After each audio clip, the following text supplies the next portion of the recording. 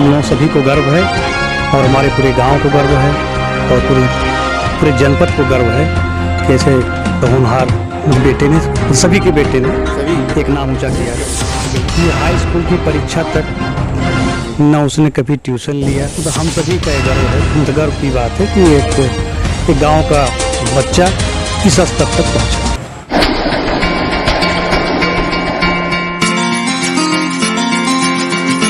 नमस्कार, संघर्ष के साथी नामक इस YouTube चैनल पर स्वागत है आपका।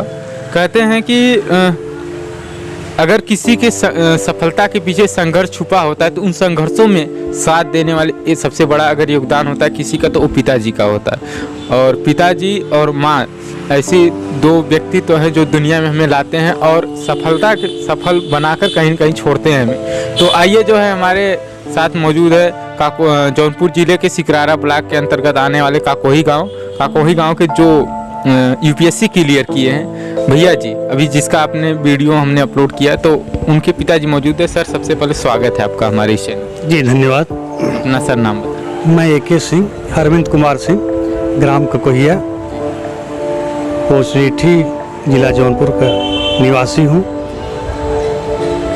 और हमारे बेटे कुंवर आकाश सिंह इस साल सिविल सर्विसेज की परीक्षा में 128वें रैंक प्राप्त किया है।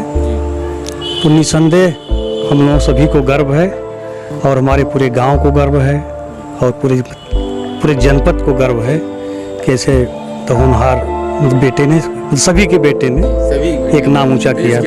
बिल्कुल, तो सबका नाम ऊंचा किया। ये आप मतलब जैसे जब वो छोटे थे तो आप मतलब कैसा लगा, कभी ये फील हुआ कि हमारा बेटा ये निकाल सकता था कि मतलब नौकरी भी वो किए भैया, उसके बाद जो है कहें नई सिविल सर्विसेज परीक्षा की तैयारी की है, तो संघर्ष बहुत बड़ा रहा होगा।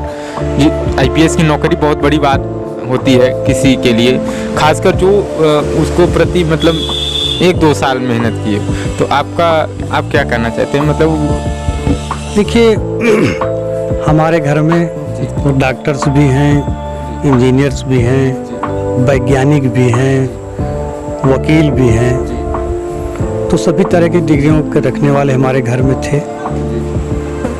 और हमारे पिताजी की विशेष इच्छा थी कि कोई हमारे घर में सिविल सर्विसेज में आवे।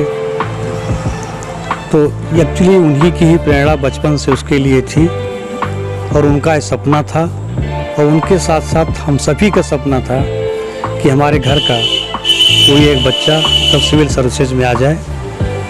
तो आकाश चूँकि बचपन से ही मेधावी मैं कहूँगा और गर्व के साथ कहूँगा, ये हाई स्कूल की परीक्षा तक न उसने कभी ट्यूशन लिया, यहाँ तक मैं भी पढ़ाने में सक्षम था हाई स्कूल लेवल तक, लेकिन मुझसे भी उसकी कोई आवश्यकता नहीं पड़ी किसी मैथमेटिक्स, साइंस या किसी चीज़ के लिए। और वो उसने 95% हाई स्कूल में प्राप्त किया और उसने स्टेला मारिस सुल्तानपुर से हाई स्कूल की परीक्षा दी। इसके बाद IIT के उद्देश्य से वो कानपुर चला गया और हम सभी भी कानपुर ही शिफ्ट हो गए। वहाँ उसने कठिन मेहनत करी और IIT में तो सिलेक्शन उसका हुआ ही, और CBSE बोर्ड की परीक्षा में पूरे देश में 2nd पोजीशन पाया जी। और ये उसकी उपलब्धि, उसकी मेहनत का ही परिणाम है। बचपन में जैसे जो जी बताइए। तो IIT के बाद चूँकि मेन उद्देश्य बचपन से उसका या हम सभी का या विशेषकर हमारे पिताजी का उद्देश्य था कि IIT की डिग्री तो हासिल हो जाएगी, लेकिन उसके बाद एक और बड़ी परीक्षा उसको पास करनी है, जिसके लिए खैर उसने हम लोग सपने को पूरा किया। जैसे बचपन में कुछ बच्चे होते हैं मतलब खेलने कूदने में ध्यान ज़्यादा देते हैं, लेकिन उनको कभी ये नहीं कहा गया मतलब पढ़ने के लिए, वो पहले से ही मतलब अपने मन ही मन मतलब एकाग्रचित। एक्चुअली हाई स्कूल तक उसको खेलने का मौका मिला जी, लेकिन इंटरमीडिएट के उसमें उसको खेलने का मौका नहीं मिला, क्योंकि उसमें कोचिंग भी करनी थी, CBSE की तैयारी भी करनी थी, पढ़ाई भी करनी थी। तो इंटरमीडिएट के 2 सालों के दौरान उसको 1 मिनट की भी फुर्सत नहीं मिलती थी और निस्संदेह उसने बहुत ही कड़ी मेहनत करी।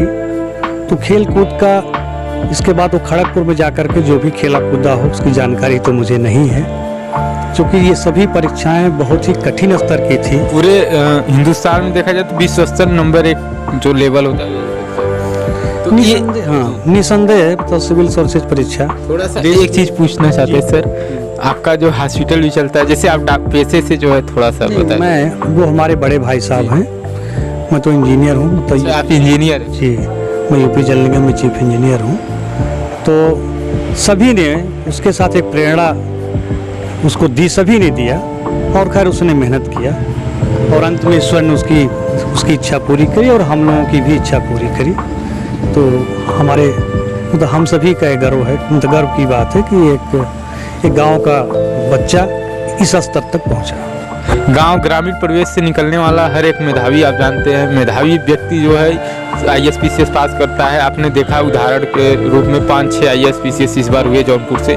तो मैं जाते जाते आप लोगों को यही कहूँगा कि set the target and hit the target, और जब तक लक्ष्य नहीं निर्धारित करेंगे तब तक आप जीवन में सफल नहीं हो पाएंगे। जय हिंद, जय भारत।